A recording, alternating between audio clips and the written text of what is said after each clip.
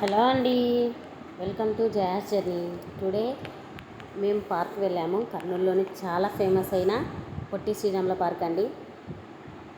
చూడండి, నేను చూపిస్తున్నాను కదా, చిల్డ్రన్ పార్క్. ఈ పార్క్ చాలా కలర్ఫుల్గా లైట్స్తో చాలా బ్యూటిఫుల్గా ఉంది.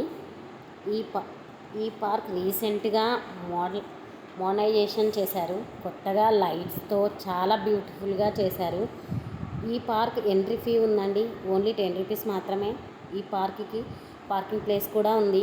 ఈ పార్క్కి మెయిన్గా లైట్స్తో డెకరేట్ చేశారు. Animals and plants, trees, flowers, lotus, peacock ఇవన్నీ చాలా కలర్ఫుల్గా ఉన్నాయి. చూడండి, ఫుల్ లైట్స్తో చాలా కలర్ఫుల్గా ఉంది. పార్క్ అంతా చూడడానికి చాలా బ్యూటిఫుల్గా ఉంది. సో ఇక్కడ కొన్ని మేము ఫొటోస్ కూడా తీసుకున్నాము మా పిల్లలతో కలిసి. ఇక్కడ పిల్లలు ఆడుకోవడానికి చాలా ఐటమ్స్ కూడా ఉన్నాయి, ఆడుకోవడానికి కూడా. ఇక్కడ జిమ్ కూడా ఉందండి. అండ్ ఇక్కడ ఫొటోస్ దిగడానికి కూడా లైటింగ్ సిస్టమ్ అంతా చాలా బాగుంది. ప్రతి ట్రీకి లైట్స్ వేశారు ఇక్కడ.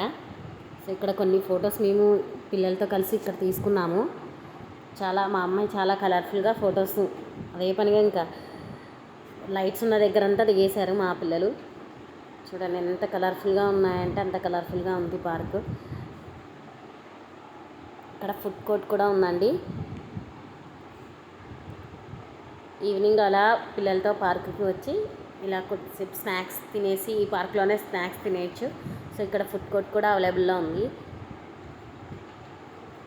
చాలా అంటే చాలా బ్యూటిఫుల్గా లైట్స్తో చాలా బాగుంది.